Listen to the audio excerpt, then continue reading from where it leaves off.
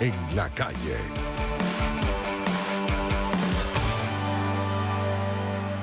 Son las 2:09 de la tarde, amigas y amigos, y nosotros a esta hora le damos la bienvenida a Yendri Velázquez, activista, defensor de derechos humanos de la comunidad LGBTIQ+ en Venezuela y también director del Observatorio Venezolano de Violencia LGBTIQ+.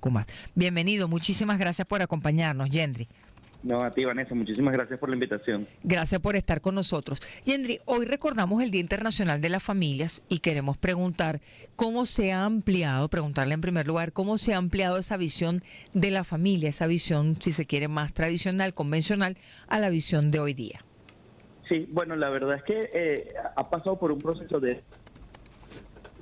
Perdimos la comunicación con Yendri Velázquez. Vamos a intentar restablecerla. Hemos justamente querido hacer este contacto con Yendri Velázquez porque sabemos que en el contexto no solamente de Venezuela, sino a escala global, hay discusiones, hay revisiones, hay nuevos planteamientos en relación con el concepto de la familia. Incluso la misma familia, digamos, la más convencional, sabemos que en nuestro país no es así, que son en muchos casos mujeres solas, cabezas de hogar, que son las que dirigen la familia. Vamos a intentar restablecer la comunicación con Yendri Velázquez, director del Observatorio Venezolano de Violencia. 2:11. Yendri, lo escuchamos. Sí, bueno, es un tema que ha pasado por ampliarse, no desde el concepto, sino más bien reconociendo la realidad, lo que pasa en la sociedad, en las comunidades, en los barrios, en las urbanizaciones. El concepto de familia dejó de ser esta imagen que típicamente conocíamos de solo la madre, el padre, el hijo o hijos, por esta diversidad que conocemos ahora, que incluso además ha venido modificándose por la migración, por los cambios, por las crisis que hemos pasado como país, pero también alrededor del mundo, ¿no? Bueno, estamos aislados de lo que está sucediendo. Y uno de estos avances y una de estas ampliaciones... Perdimos la comunicación nuevamente con Yendri Velázquez. 2:11 de la tarde. Justamente hablaba Yendri Velázquez, lo retomamos, de ese tránsito del concepto más tradicional, más convencional de familia, que por supuesto son familias que existen, también la de madre, padre e hijos, por esta diversidad, como lo ha descrito, esta diversidad que conocemos ahora y que se fundamenta también en una situación global, en la situación venezolana, pero es también la situación global lo que podemos observar. Sí, Yendri, lo escuchamos, hablaba de los avances en este concepto de familia, los cambios en el concepto de familia. Sí, y específicamente eso, entendiendo esa ampliación, también podemos hablar específicamente de las familias homoparentales, homomaternales, las familias diversas, que no solo son hoy quienes están conformadas principalmente por padres homosexuales o lesbianas, gays, sino también incluso las familias que acogen sin discriminación a sus hijos e hijas de la diversidad sexual, a sus hijos e hijas LGBTIQ. Vemos hoy familias conformadas sin ningún tipo de problema, reconociendo a hijos e hijas trans, a hijos con parejas gays o lesbianas o bisexuales, y creo que esa ampliación nos ha servido para mantener algunas cosas importantes que reconocemos y que creo que es un pacto social en todas partes, que sí, las familias son el núcleo de la sociedad, pero desde ese punto de vista, desde la pluralidad de las conformaciones de la familia y desde el reconocimiento de la diversidad de cómo se puede estar conformando las distintas familias. Ahora, veamos, porque también hay sectores que dicen que familias que salen de lo convencional no son familias. ¿Cuáles son los argumentos que usted esgrimiría, Yendri? Sí, bueno, lamentablemente quienes todavía defienden esto se han quedado muy atrás en el tiempo, pero además es lo que te decía al principio, es reconocer lo que sucede, porque yo te puedo decir aquí, no, es que eso no es familia. Imagínate, una mamá sola con su hijo no es familia, y esto puede ser un concepto. La calle es una realidad con la que tienes que lidiar y con la que tienes que vivir, pero principalmente con que el Estado tiene que reconocer a esa forma de familia y tiene que garantizar absolutamente todos los derechos que necesita para poder continuar su vida y poder gozar y disfrutar de los mismos derechos que cualquier otra familia o cualquier otra persona en la sociedad. Entonces, claro, yo entiendo lo complejo que puede ser aferrar o enfrentar los cambios a los prejuicios, a los estereotipos, a las ideas que ya están consolidadas en nuestra mente, pero pasa por eso, pasa por tener un poco de roce con la gente en la calle, en las comunidades, en las universidades, en distintos grupos donde hacemos vida para entender que la familia no es una sola, que la familia tiene distintos tipos de conformación y que además incluso si queremos seguir hablando de esto a profundidad, es que la familia no solo es la consanguínea, sino también las familias elegidas cuando las consanguíneas no representan espacios seguros para las personas.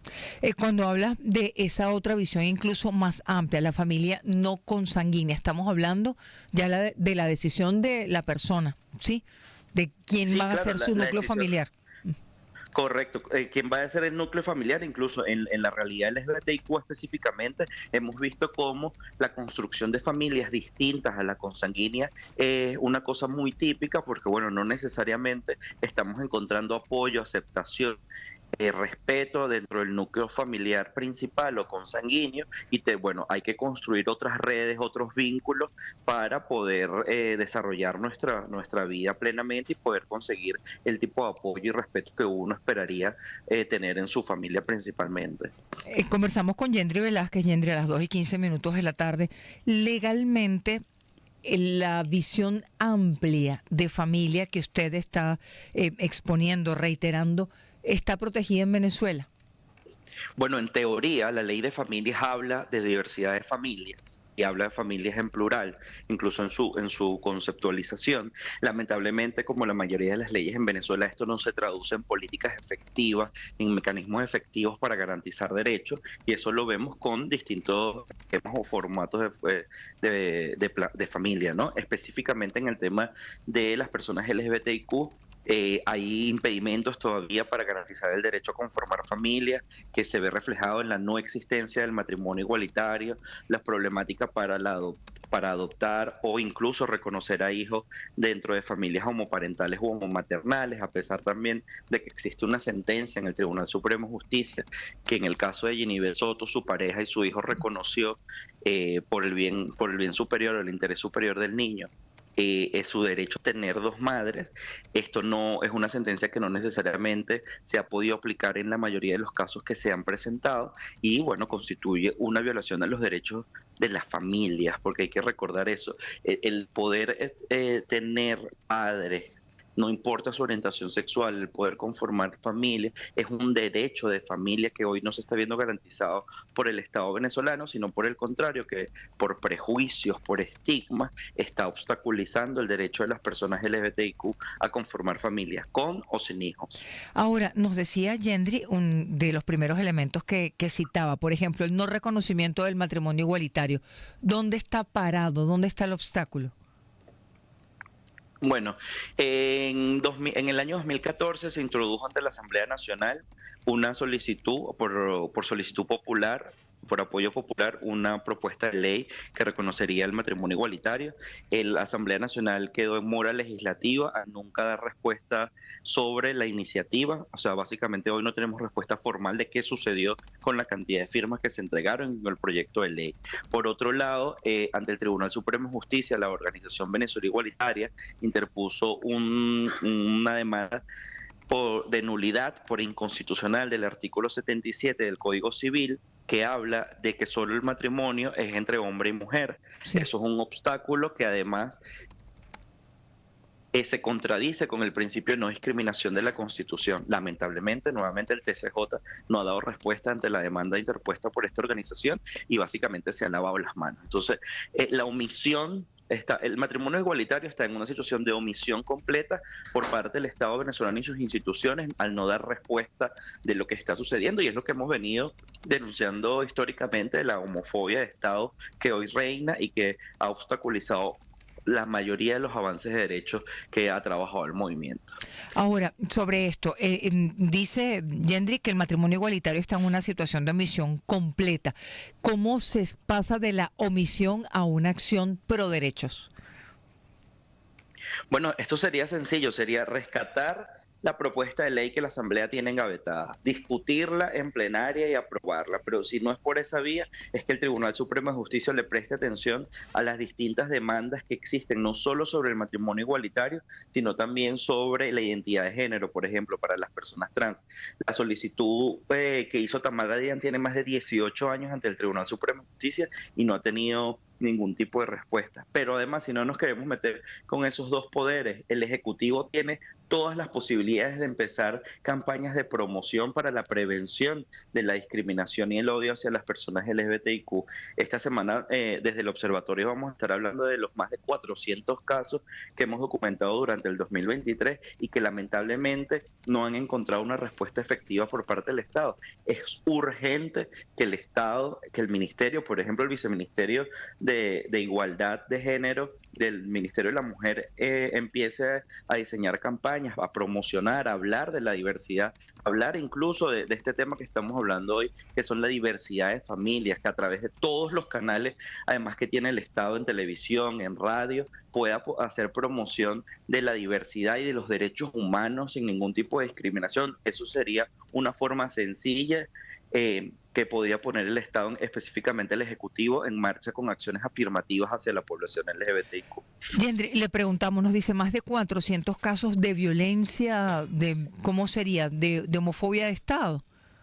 Sí, bueno, no, en general violencia que están sufriendo las personas LGBTIQ, un porcentaje de estos casos están siendo liderados por las narrativas discriminatorias por parte de funcionarios y funcionarias del Estado, que lamentablemente hemos visto durante este último año cómo han aumentado, y lo que hemos venido alertando es que estos discursos y estas narrativas de odio tienen una implicación importante, no solo que es que son violencia en sí mismos, es que también promueven y validan otras formas de violencia, incluso violencias mucho más letales en contra de la integridad física y el derecho a la vida de las personas LGBTIQ, y por eso el movimiento LGBTIQ y desde las organizaciones de la sociedad civil estamos en estado de alarma precisamente por todo lo que está sucediendo y lo que pudiera estar sucediendo a partir de los discursos y la promoción del odio.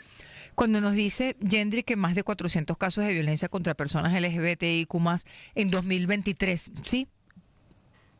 Sí. ¿Y qué pasa en 2024? También en el contexto de la precampaña electoral, ¿qué información tiene o qué reflexionaría? Sí, en el 2023 hemos visto cómo se han dado tres hechos violentos sobre vidas trans, vidas LGBTIQ, tres asesinatos y un intento de ellos. Además hemos visto como 2024, el tema de la violencia. En 2024, sí, en 2024, disculpe. Como el hecho de la violencia en el discurso oficial ha aumentado y ha agarrado nuevas escalas, teniendo como foco a las personas trans y la identidad de género. ¿Qué tememos y qué alertamos también? Que en este proceso de campaña electoral y periodo electoral, el uso de la homofobia y la transfobia pueda ser un elemento que esté presente nuevamente en los discursos de los candidatos y de distintos partidos, como ya ha sucedido en otros escenarios. Recordamos que en 2012 la homofobia en contra del candidato opositor fue uno de los principales ataques que recibió para el entonces candidato de la Mesa de la Unidad Democrática, pero luego también incluso dentro de las primarias de la oposición, la homofobia y en los discursos y las propuestas antiderechos también tuvieron asidero en ese espacio. Entonces nosotros estamos alertando ante el uso de todos estos prejuicios como ataques a candidatos opositores o candidatos contrarios en esta contienda electoral, y alertamos al CNE. El CNE tiene capacidades de poder intervenir ante esta situación, y recordamos que esto incluso formaría parte de también las necesarias condiciones electorales para poder garantizar el derecho a la participación política de las personas, recordando que las personas LGBTIQ también tienen derecho a participar en estos espacios electorales, y que al utilizar nuestras orientaciones sexuales, identidades y expresión como un ataque político, no están vulnerando nuestros derechos y nuestra dignidad humana. Conversamos 2:23 de la tarde con Yendri Velázquez en el contexto de la campaña electoral y esta preocupación que está manifestando. Yendri, ¿qué se podría considerar homofobia y transfobia en el discurso de candidatos o candidatas de cualquier signo político? Sí, cuando alguien utiliza la orientación sexual, es decir, que alguien es gay, que alguien es homosexual o que alguien es heterosexual para atacar, eso es la utilización de la orientación sexual como un tema de ataque. ¿No? Y esto Ujú. sería homofobia. Cuando se utilizan las poblaciones trans en este discurso de amenaza, es que bueno, es que si apoyas a Vanessa para la candidatura y Vanessa apoya a las personas trans, es que quieren ir en contra de la familia. Eso es un elemento transfóbico en la narrativa de campaña que refuerza en el imaginario colectivo los estigmas y los prejuicios. Entonces aquí los candidatos y las candidatas que se estén presentando, lo ideal es que se apeguen al respeto a la dignidad humana y que la utilización de elementos privados como el género, o sea, ser mujer, ser hombre, ser una persona no binaria, pero también la orientación sexual, ser homosexual, bisexual, heterosexual, no son elementos ni características utilizables para atacar al contrincante. Creo que aquí es un llamado también a elevar el discurso político y el debate político a un escenario donde los ataques a niveles personales no ocupen la agenda de la discusión electoral, sino más bien la garantía de derechos humanos para la ciudadanía y las propuestas de construcción de futuro, de recuperación de la democracia. Yendri, como Observatorio Venezolano de Violencias LGBTIQ+, ¿qué le demandan, qué le plantean, qué le exigen al Consejo Nacional Electoral, tanto en la precampaña como en la campaña? Bueno, el Consejo ¿Qué Nacional debería Electoral es hacer? que se apegue a su mandato. Uno, que el Consejo Nacional Electoral tiene la capacidad hoy de cambiar la vida de las personas trans y también garantizar el derecho a la participación política al permitir la aplicación del artículo 146 de la Ley Orgánica de Registro Civil, que le podría dar hoy a las personas trans unas cédulas con su nombre. Y eso va a facilitar que puedan el día 28 de julio asistir a votar.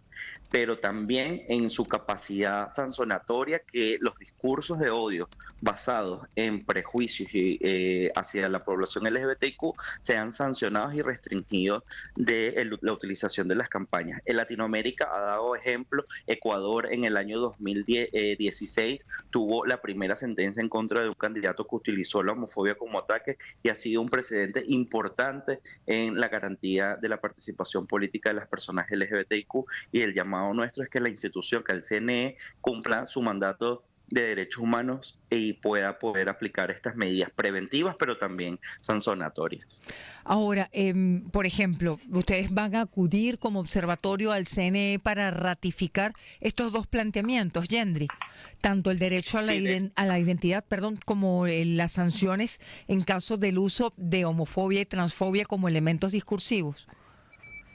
sí, correcto. Ya a lo largo del año distintas organizaciones han asistido al CNE para ratificar el derecho a la identidad de las personas trans, no binarias e intersex, y muy pronto estaremos nosotros también con estas distintas propuestas que no solo será entregado a la institución, sino puesto a la orden en lo público para la discusión de estas perspectivas, estas visiones necesarias para garantizar la participación política de todas las personas.